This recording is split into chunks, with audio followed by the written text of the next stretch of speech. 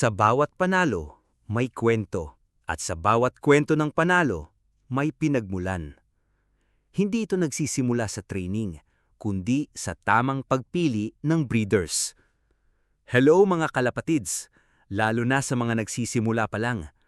Kung papasok ka sa pigeon racing na walang malinaw na batayan sa pagpili ng breeders, para kang nagtatanim ng hindi sigurado kung anong binhi ang hawak mo.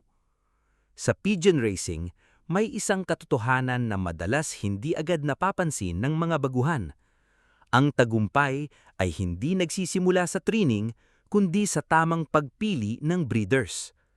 Kapag ang pundasyon ng loft mo ay mali, kahit gaano ka kasipag sa training, limitado ang magiging resulta.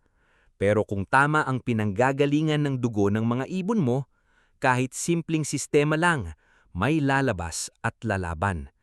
Kaya mahalagang maintindihan kung paano ba talaga pumili ng tamang breeders, hindi base sa hype, kundi base sa konkretong batayan. Una, dapat malinaw na ang pinakaunang tinitingnan ay performance. Hindi sapat na maganda ang itsura ng ibon o kilala ang pangalan ng linya.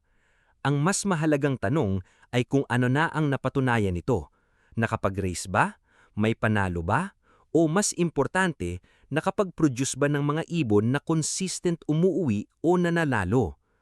Halimbawa, kung may pagpipilian sa pagitan ng isang ibon na kahanga-hanga ang itsura pero walang anumang record at isang ibon na simple lang ang dating pero galing sa pamilya ng mga nananalo, mas mataas ang posibilidad na makapagbigay ng resulta ang pangalawa. Sa breeding, mas inuulit ang performance kaysa sa itsura. Kasunod nito ay ang pagtingin sa bloodline. Ang bloodline ay hindi lang tungkol sa sikat na pangalan. Ito ay tungkol sa consistency ng lahi sa aktwal na karera. May mga linya na kilala noon pero humina na sa kasalukuyan at mayroon ding hindi gaanong sikat pero tuloy-tuloy ang performance sa iba't ibang kondisyon. Sa praktikal na sitwasyon, mas makabubuting pumili ng breeder na napatunayang nagpe-perform sa kasalukuyan kaysa umasa lamang sa reputasyon ng nakaraan. Ang layunin ay hindi lang magkaroon ng magandang pedigree sa papel, kundi magkaroon ng lahi na kayang mag-deliver sa totoong laban. Habang sinusuri ang pinagmulan, napapansin din ang eye sign o mata ng kalapati. Ito ay isa sa mga ginagamit na gabay ng maraming fancier dahil makikita rito ang pagiging alerto at vitality ng ibon. Ang malinaw, buhay at may lalim na mata ay kadalasang indikasyon ng magandang kondisyon. Ngunit, mahalagang tandaan na ang eye sign ay hindi dapat maging tanging batayan. Maraming ibon na hindi kapansin-pansin ng mata, ngunit nagiging mahusay sa karera. Kaya ang eye sign ay dapat gamitin bilang dagdag na impormasyon, hindi bilang final na desisyon. Pagkatapos nito, mahalagang suriin ang physical structure ng ibon. Dito makikita ang kakayahan nitong mag-perform sa aktwal na paglipad. Ang isang mahusay na breeder ay may balanseng katawan, hindi masyadong mabigat at hindi ring masyadong magaan. Ang dibdib ay dapat firm, indikasyon ng malakas na muscle, at ang balahibo ay dapat maayos, makinis at may elasticity. Sa aktwal na halimbawa, ang sobrang bigat na ibon ay maaaring magkaroon ng problema sa endurance, lalo na sa long distance. Samantalang, ang sobrang gaan naman ay maaaring kulang sa power laban sa hangin. Kaya ang hinahanap ay balanse, isang kombinasyon ng lakas at tibay. Hindi rin dapat kalimutan ang behavior o ugali ng ibon. Ang isang mahusay na breeder ay hindi lamang pisikal na malakas, kundi may tamang disposisyon. Dapat itong alerto, hindi madaling mataranta at may kakayahang mag-adjust sa iba't ibang sitwasyon. Sa totoong karera, maraming factors ang hindi kontrolado, panahon, direksyon ng hangin at iba pa. Dito pumapasok ang talino at instinct ng ibon. May mga pagkakataon na ang mas tahimik at hindi kapansin-pansin sa loft ang siyang nagiging consistent na umuwi sa mahihirap na kondisyon.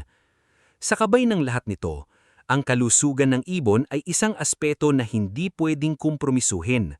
Ang isang breeder ay dapat walang senyales ng sakit, Malinis ang nilong, maayos ang dumi, makinis ang balahibo at aktibong kumilos.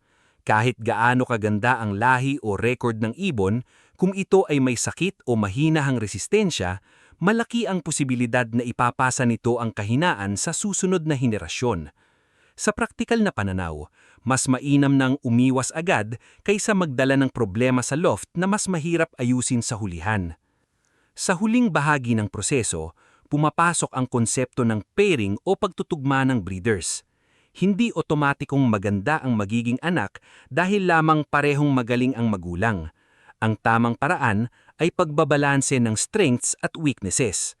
Halimbawa, kung ang isang ibon ay mabilis, ngunit kulang sa endurance, maari itong ipares sa isang ibon na kilala sa tibay ngunit hindi ganun kabilis. Sa ganitong paraan, may pagkakataong makabuo ng mas balancing offspring. Ganito rin sa ibang aspeto tulad ng navigation at composure. Ang breeding ay hindi simpleng pagdodoble ng kalidad. Ito ay proseso ng pagpapabuti. Sa kabuuan, ang pagpili ng breeders ay nangangailangan ng pasensya, obserbasyon at tamang pagdedesisyon. Hindi ito minamadali at hindi rin dapat ibinabase sa iisang factor lamang. Para sa mga nagsisimula, mas mainam na magsimula sa kaunting bilang ng dekalidad na breeders kaysa sa maraming ibon na hindi tiyak ang pinanggagalingan. Ang maingat na pagpili sa simula ay magbibigay ng mas malinaw na direksyon at mas mataas na tsansa mang tagumpay sa hinaharap. Sa huli, ang bawat ibon na pinipili ay may dalang potensyal. At ang potensyal na ito ang huhubugin sa magiging resulta ng buong loft. Ang tamang pagpili ng breeders ay hindi lamang unang hakbang. Ito ang pinakamahalagang desisyon na magdidikta ng iyong magiging landas sa pigeon racing.